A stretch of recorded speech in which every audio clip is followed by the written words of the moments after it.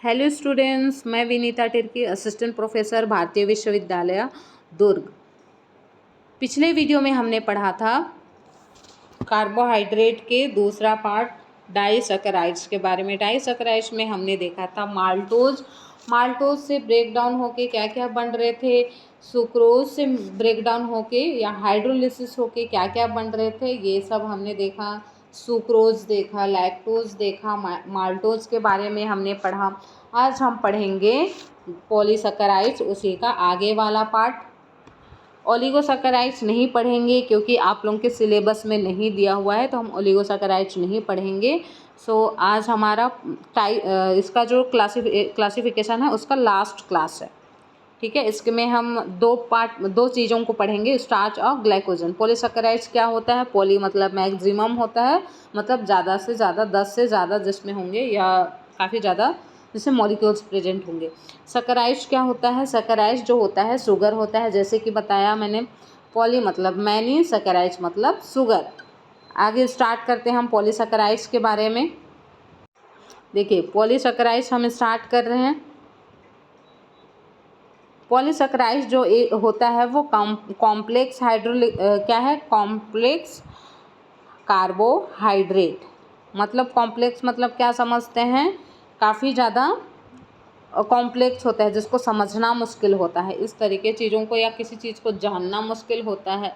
जैसे हमारा बॉडी को कॉम्प्लेक्स बॉडी माना जाता है ना, क्योंकि हर एक चीज़ को उस जानना बहुत कठिन है। इसको हम क्या बोलते हैं? कॉम्प्लेक्स मतलब कठिन बोल सकते हैं, ठीक है। Complex carbohydrate abundant in nature, मतलब नेचर में नेचुरली काफ़ी ज़्यादा पाया जाता है। यूजुअली ब्रांच्ड फॉर्म, ये हमेशा मैक्सिमम ब्रांच फॉर्म में पाया जाता है। They produce more than 10 molecules of monosaccharides. Monosaccharides में क्या था? एक शुगर था, बट इसमें कितने हैं? 10 मॉलिक्यूल्स हैं। इसके हाइड्रोलिसिस करने से फिर अलग अलग मॉलिक्यूल्स मिलेंगे हमको। दे है जनरल फार्मूला कुछ जनरल फार्मूला दिया हुआ है, एक देखेंगे C6H10O5। इसमें एग्जाम्पल्स के तौर पे दिया गया है glycogen, starch, cellulose, heparin etcetera. Polysaccharides में स्पेशली हमको पढ़ना है स्टार्च और ग्लाइकोजन के बारे में, क्योंकि आप लोगों के सिलेबस में स्टार्च और ग्लाइकोजन दिया हुआ है। पॉलीसैकेराइड्स को फर्दर दो क्लास में डिवाइड किया गया है। पहला है होमोपॉलीसैकेराइड, दूसरा है हेटेरोपॉलीसैकेराइड्स। होमोपॉलीसैकेराइड्स क्या होता है देखते हैं। If they yield only one type of monosaccharides units on hydrolysis, अगर होमोपॉलीसैकेराइड्स में जैसे स्टार्च हो गया या ग्लाइकोजन हो गया, इसको अगर हम हाइड्रोलिसिस करेंगे तो एक टाइप का ग्लूकोज मिलेगा या मोनोसैकेराइड्स मिलेगा। अगर ग्लूकोज मिल रहा है तो कंटिन्यूसली वो ग्लूकोज ही मिलेगा, या अगर हमको गैलेक्टोज मिल रहा है तो कंटिन्यूसली हाइड्रोलिसिस हो के हमको गैलेक्टोज ही मिलेगा, ठीक है। और हेटेरोपॉलीसैकेराइड्स क्या बोल रहा है? हेटेरोपॉलीसैकेराइड्स में if they yield more than one type of monosaccharides, इसका मतलब ये है कि अगर हेपेरिन हाइड्रोलिसिस होके ब्रेक डाउन होके वो अगर दूसरा मॉलिक्यूल्स बना रहा है, क्योंकि इसमें काफ़ी सारे मॉलिक्यूल्स हैं, अगर ये ब्रेक डाउन होके जो मॉलिक्यूल्स बना रहे हों कई तरीके के हो सकते हैं, ज़रूरी नहीं है कि वो ग्लूकोज ही, उसमें ग्लूकोज भी होंगे, मे बी उसमें सुक्रोज होंगे, लैक्टोज होंगे, डाई में भी तो ब्रेक डाउन हो सकता है ना।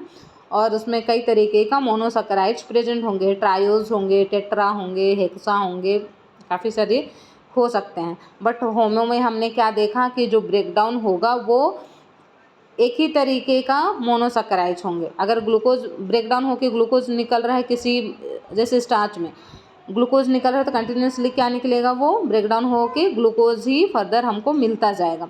ग्लाइकोजन में जैसे गैलेक्टोज आ रहा है हमको, गैलेक्टोज जो कि मोनोसैकेराइड्स है, अगर वो मिल रहा है हमको तो कंटिन्यूसली वो ही मिलेगा। इतना चीज़ें आई होप आप लोगों को क्लियर हो गया। तो पहला हम पढ़ेंगे स्टार्च। स्टार्च क्या होता है? स्टार्च के ब्रेकडाउन से देखिए, यहाँ हमको स्टार्च के ब्रेकडाउन से हमको क्या मिल रहा है? कंटिन्यूसली ग्लूकोज ही मिल रहा है।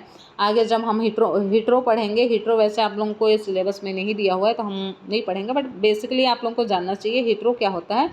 तो आप लोग ये समझ सकते हैं कि अगर हिट्रो का कोई एग्जांपल यहाँ आता है जैसे कि हेपारिन, तो वो ज़रूरी नहीं है ग्लूकोज ही ब्रेक डाउन करके हमको अवेलेबल देगा या हमको मिलेगा। ज़रूरी नहीं है। इसमें हमको मिल सकता है गैलेक्टोज मिल सकता है, इसमें हमको मिल सकता है फ्रक्टोज शुगर भी मिल सकता है, ठीक है। मोनो भी हो सकता है, डाई भी हो सकता है, ज़रूरी नहीं है कि वो मोनो ही हो, ठीक है। अब स्टार्च के बारे में देखते हैं। स्टार्च पाया कहाँ जाता है? ग्रेन्स में पाया जाता है, फ्रूट्स में पाया जाता है, ट्यूबर्स जिसको पोटैटोज बोलते हैं। एंड नेक्स्ट पॉइंट क्या दिया है? Plant carbohydrate is main sugar source of carbohydrate for animals. Plant में भी पाया जाता है, ठीक है ना, क्योंकि हमको इंटेक के थ्रू भी मिलता है ना। हम जैसे कुछ भी खाते हैं उसके थ्रू भी काफ़ी सारा कार्बोहाइड्रेट मिलता है। जैसे खाना खाते हैं नॉर्मली, चावल जब खाते हैं उसमें बोलते हैं ना ज़्यादा कार्बोहाइड्रेट मत खाओ, ये वो वगैरह वगैरह बोलते हैं डॉक्टर्स के पास जाने से, कुछ इशू हो जाने से, मतलब कुछ डिसीज वगैरह हो जाने से। वैसे जनरली स्पेशली वो कोल्ड फीवर होता है तो चावल मत खाओ, जुकाम है तो ये मत खाओ वो मत खाओ, ऐसा करते रहते हैं ना।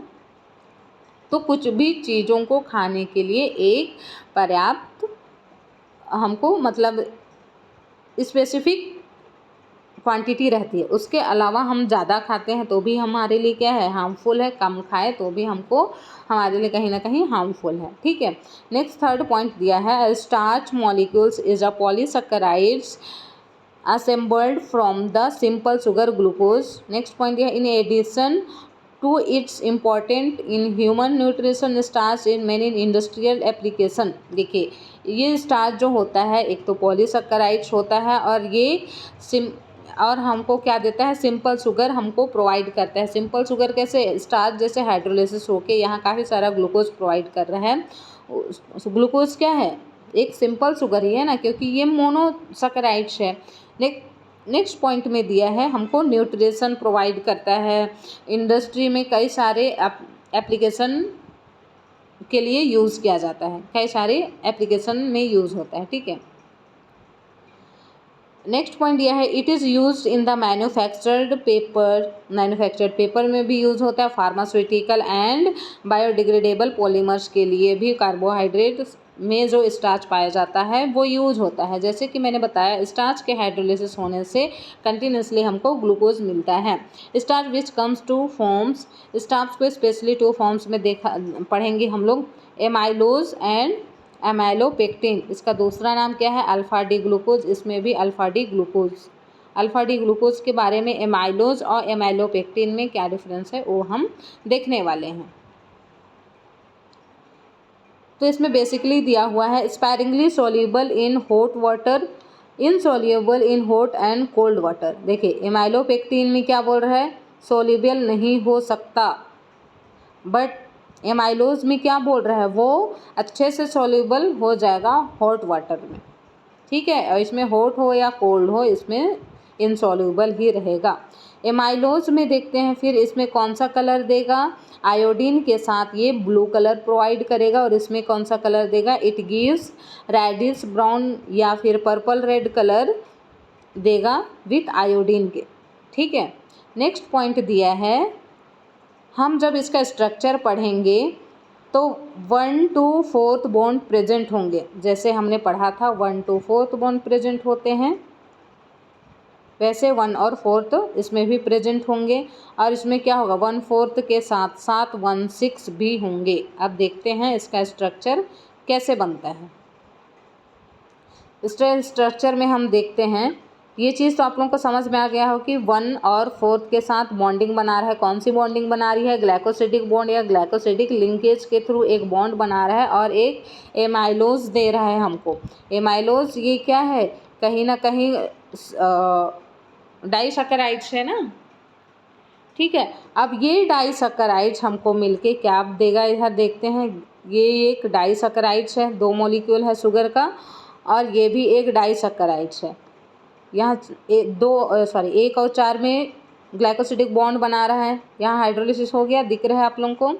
अब देखिए ये 1 नंबर पे और 6 नंबर पे भी हाइड्रोलिसिस करके वो क्या बना रहा है? 1 और 4 में तो ऑलरेडी बन चुका है, 1 और 6 में भी हाइड्रोलिसिस करके वो अपना बॉन्ड बना रहा है, जिसको हम क्या बोल रहे हैं? एमाइलोपेक्टिन।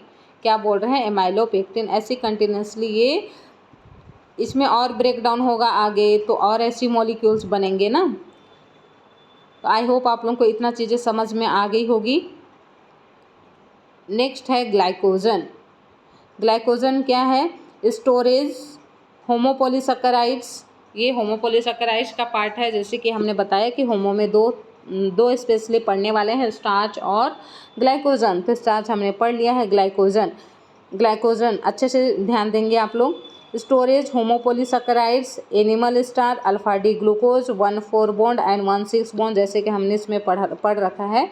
सेम उसी तरीके के इसमें भी 1,4 एंड 1,6 बॉन्ड पाया जाता है। वाटर सॉल्युबल होता है। It serves as a form of energy store in humans, animals and fungi and bacteria. Glycogen is main storage form of glucose in body. आप लोग सुने होंगे कि ग्लाइकोजन जो होता है वो हम जो खाते हैं वो ग्लाइकोजन के माध्यम से कहीं स्टोर रहता है। ठीक है, इतना सुने होंगे आप लोग। और ये कहाँ स्टोर रहता है, ये आप लोग मेरे को कमेंट सेक्शन में बताएंगे कि जितना भी हम खाते हैं, जितना एटीपी के थ्रू यूज़ होना होता है वो यूज़ हो जाता है, बाकी जो बचता है वो ग्लाइकोजन के फॉर्म में स्टोर रहता है। बट कहाँ पे स्टोर होता है ये चीज़ आप लोग मेरे को कमेंट में बताएंगे। ठीक है, ग्लाइकोजन आप लोगों को समझ में आ गया। ग्लाइकोजन के यूज़ मेनली कैसे होता है हमको एनर्जी के रूप में। जैसे हमारा फास्ट है, आज हमारा कोई भगवान का या किसी भी चीज़ का हम आज फास्ट रखते हैं, तो हमको एनर्जी कहाँ से मिलती है? यही ग्लाइकोजन ब्रेक डाउन करके हमको एनर्जी प्रोवाइड करता है। ठीक है, नेक्स्ट पॉइंट दिया है glycogen main storage form of glucose in body. जैसे कि मैंने बताया, glucose is the analogue of starch, a glucose polymer that function of energy storage in plant में भी एनर्जी स्टोर होता है। It has a structure similar to amylopectin में जैसे हमने पढ़ा था सेम यहाँ भी स्ट्रक्चर वैसी होगा, but is more extensively branched compact than starch के कंपैरिजन में ये ज़्यादा कॉम्पैक्टफुल होता है। ठीक है, चलिए देखते हैं इसका स्ट्रक्चर कैसा होता है। यहाँ देखिए, फर्स्ट और फोर्थ में तो ऑलरेडी ये बना हुआ है, ये हाइड्रोलिसिस हो गया है, ये हमने ऑलरेडी पढ़ रखा है। 1 और 6 में जैसे बन रहा है, इसका नंबरिंग आप कार्बन का नंबरिंग आप अच्छे से करेंगे तभी समझ में आएगा, अदरवाइज नहीं समझ में आएगा। ऑक्सीजन है यहाँ पे, ऑक्सीजन के दूसरे वाले कार्बन से हम गिनने स्टार्ट करते हैं, नंबरिंग करने स्टार्ट करते हैं। पहला कार्बन हो गया, दूसरा, तीसरा, चौथा, पाँचवा, एंड देन CH2OH दिख रहा है, इसको हमने क्या माना 6। और यहाँ से जैसे काउंट करें तो first, second, third, fourth, 5 and ऊपर वाला 6। तो फर्स्ट कार्बन और 6 कार्बन दोनों मिलके क्या बना रहे हैं? एक बॉन्ड बना रहे हैं जिसका नाम क्या है? Glycosidic 1,6 glycosidic bond. यहाँ देखिए 1,4 बना हुआ है ऑलरेडी, 1 और 6 ग्लाइकोसिडिक बॉन्ड बना रहे हैं। इसमें वाटर जो मॉलिक्यूल जो होता है बाहर निकल जाता है। ठीक है, हाइड्रोलिसिस होता है क्योंकि हमारा कार्बोहाइड्रेट का तीसरा पार्ट खत्म होता है। इसमें और दिया है आप लोगों के qualitative test and biological role of carbohydrate. Next हम पढ़ने वाले हैं biological role of carbohydrate and qualitative test.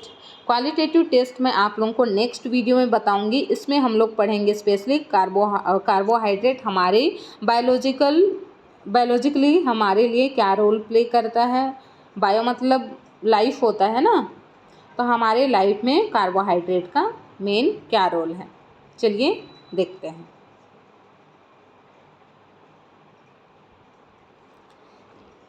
पहला देखिए, एक तो एनर्जी सोर्स है। जैसे कि मैंने बताया एनर्जी सोर्स कैसा है, कहीं ना कहीं स्टोर करके रख रहा है ना। जो हम इतना ज़्यादा खाना खाते हैं, जैसे शादी वगैरह या किसी पार्टी में जाते काफ़ी ज़्यादा खाना खा लगता है ना कि हम ओवरडोज खा लिए हैं या ज़्यादा खा लिए, तो कुछ % जितना यूज़ होना होता है वो यूज़ हो जाता है। जो बच जाता है वो क्या करता है, कहीं ना कहीं ग्लाइकोजन के फॉर्म में स्टोर रहता है। और वही ग्लाइकोजन जब फास्ट रहते हैं तो हमारा काम आता है। या भूख लग रहा होता है, तुरंत खाना तो मिलता है नहीं, तो उस समय कहाँ से हमको एनर्जी मिलती है? ग्लाइकोजन के फॉर्म में जो स्टोर रहता है वही हमको मिलता है एनर्जी। ठीक है, energy source, energy store, cell wall में भी माइटोकॉन्ड्रिया वगैरह पढ़ते हैं ना, वो कहाँ से एनर्जी प्रोवाइड करता है? माइटोकॉन्ड्रिया। ठीक है, रिकॉग्निशन इवेंट, जैसे कि बिटवीन प्रोटीन, बिटवीन सेल, इन दोनों के बीच में जो प्रोसेस होता है या सिंथेसिस होता है वो कैसा होता है, एनर्जी के थ्रू ही होगा ना। एनर्जी ब्रेकडाउन होता है, एनर्जी इसमें भी प्रोवाइड होता है। एटीपी, एडीपी, एएमपी ये सब सुने हैं, उसी के वो भी एक एनर्जी का पार्ट है। सिग्नलिंग, एक दूसरे को सिग्नल देना नर्व्स के थ्रू हो गया। जैसे मेरे को चोट लग गई तो कैसे पता चलेगा चोट लग गई, जब आप लोग CNS स्पेशली ANS पढ़ेंगे, ANS और CNS, उसमें आप लोगों को पता चलेगा सिग्नलिंग होता क्या है। नेक्स्ट दिया है component of other biological molecules, antibiotics, enzyme cofactors. Next दिया है nucleic acid, there are primary. Nucleic acid मतलब इसमें हम लोग स्पेशली DNA और RNA की बात करते हैं, ठीक है। एनर्जी का प्रोडक्शन, एनर्जी का स्टोरेज, बिल्डिंग माइक्रोमोलिक्यूल, छोटे छोटे मॉलिक्यूल मिलके माइक्रोमोलिक्यूल्स बनते हैं। नेक्स्ट दिया है स्पायरिंग protein, assistant of lipid metabolism, breakdown of fatty acid and preventing ketosis, have a role of blood clotting, immunity and fertilization। ये मतलब हमारे लिए कार्बोहाइड्रेट बहुत ही ज़्यादा ज़रूरत है। क्यों? क्योंकि इतने सारे जो एनर्जी प्रोडक्शन हो रहा है, एनर्जी का स्टोरेज हो रहा है, बिल्डिंग काफ़ी सारे माइक्रो मॉलिक्यूल्स बन रहे हैं, वो किसके थ्रू बन रहे हैं, कार्बोहाइड्रेट प्रोटीन के थ्रू ही बन रहे हैं। क्योंकि काफ़ी सारा सिंथेसिस भी होता है हमारी बॉडी में ना, और काफ़ी किसी भी चीज़ को डाइजेस्ट करने के लिए भी, ब्रेक डाउन करने के लिए एंजाइम्स की ज़रूरत पड़ता है। मतलब हर एक चीज़ हमारे लिए ज़रूरत है। इतना चीज़ें आप लोगों को समझ में आ गई है, मे बी, आई होप समझ में आ गया होगा। So thank you so much. Next video में हम पढ़ेंगे qualitative test of carbohydrate. Carbohydrate के ज़्यादा नहीं बताऊंगी मैं 5 क्वालिटेटिव टेस्ट बताने वाली हूँ, ठीक है। सो थैंक यू सो मच।